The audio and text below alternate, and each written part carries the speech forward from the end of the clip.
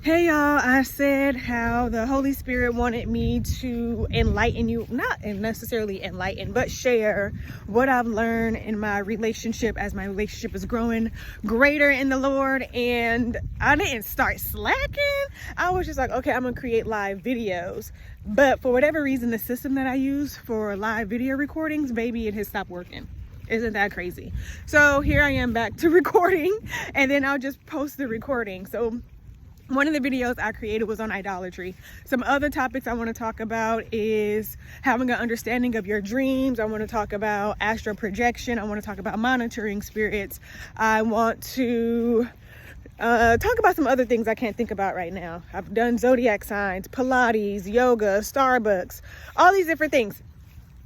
But today I'm going to talk about idolatry, and I elaborate on the topic on YouTube, so I'll post that in my story.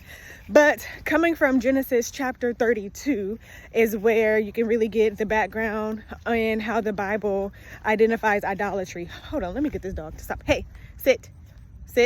Thank you. All right, here we go. So in that story, or in that book, Lord, my hair's starting to frizz up. Disrespectful, okay? Disrespectful. In that book right there, the Israelites, so Moses has led the Israelites out of Egypt, and Moses had went up to Mount Sinai, if I recall correctly, and he was meeting with God, and God was giving him some information to put down on the tablet, or God had put some information on the tablet, and he was talking to Moses. Well, the Israelites started getting all antsy because they're like, where's Moses? He's not here to lead us, guide us, give us information, etc. Where the Israelites messed up was, one, they were putting their faith in Moses, who was only the messenger of God, instead of putting their faith in the true and living God. I feel like there was another way I wanted to say that, but they were putting their faith into Moses and not putting their faith into the source. Thank you, Holy Spirit. That's what I wanted to say. The source is God. Moses was just his mouthpiece. And that's crazy in itself, because Moses didn't even want to speak for God because he had a stuttering problem, and God was like, I'm going to use you anyway.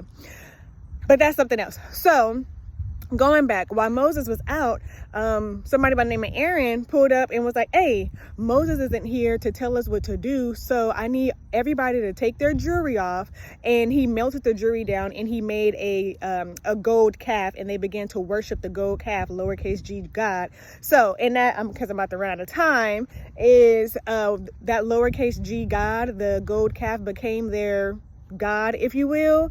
And my question to you is, who is your God in your life? Who are you putting on the pedestal and now putting in the place of God and giving forth idolatry, which in short is supplanting God from his rightful position and then turning to